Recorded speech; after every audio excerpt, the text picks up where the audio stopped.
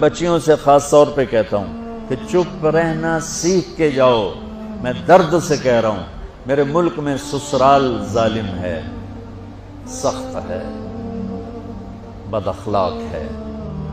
میرے نبی نے مدینے والوں کی تعریف کی، مدینے والوں کی، مدینے کے صحابہ کی اور مدینے کی فیملیز کی تعریف کرتے فرمایا کہ یہ میرے مدینے والے ساتھی ایسے عالی شان ہیں.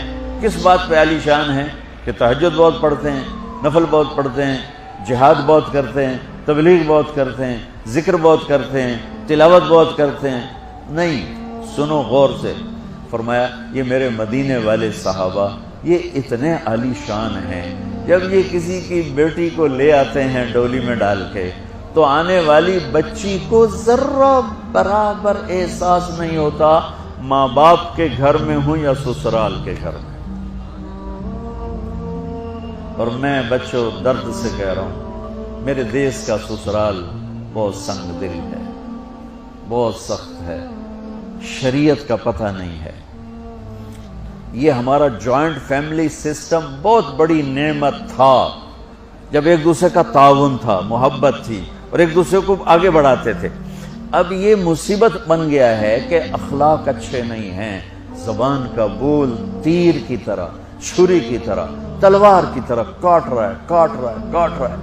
اس لیے شریعت نے یہ اجازت دی ہے کہ شادی کے بعد اگر مجھے گنجائش ہے تو میں اپنی بیوی کو الگ رکھوں، تاکہ ہم 2 کا کلیش اور 10 کا کلیش، بڑا فرق.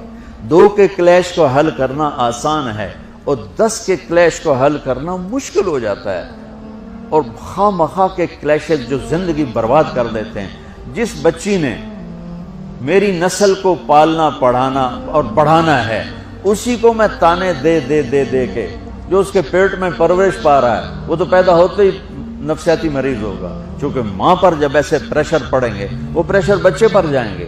میری نسل، آج کے ماں باپ جن کو ساس سسر کہتے ہیں، یہ خود اپنی اگلی نسل کے دشمن بنے بیٹھے ہیں کہ آنے والی بہو کو عزت دینے کی بجائے، محبت دینے کی بجائے، بیٹی بنانے کی بجائے وہ ایک ایسا رویہ اختیار کرتے ہیں چونکہ اخلاق کوئی نہیں ہے.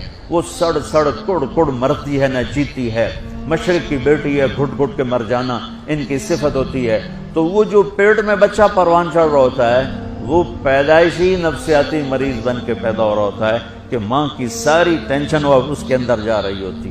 اس لیے میرے نبی کی شریعت کہ اگر میں مالدار ہوں تو میں اپنی بیوی کو الگ گھر لے کر لوں، اگر میرے پاس اتنی گنجائش نہیں اس کو کرائے پر لے کر لوں، اگر میرے پاس اتنی گنجائش نہیں تو پھر گھر میں اس کے لیے ایک کمرہ، ایک کچن، ایک ٹوائلٹ، یعنی ایک پورا پورشن اس کے لیے الگ ہونا چاہیے. وہ بیڈ روم اسی کا ہو، اس میں کوئی اور نہ ہے. وہ کچن اسی کا، اس میں اور کوئی نہ ہے. اس کا واش روم اسی کا، اس میں اور کوئی نہ ہے. اگر اتنی بھی ہمت نہیں ہے تو پھر تسبیح پڑھو تے روزے رکھو، شادی نہ کرو. کسی دی بیٹی نو برباد نہ کرو، کسی دی بیٹی نو برباد نہ کرو بھائی وہ پئی دھکے کھاوے. اگر تم اتنا نہیں کر سکتے ہو تو پھر مسیح تے چاہ جاؤ، اعتکاف وچ بیٹھ جاؤ بس.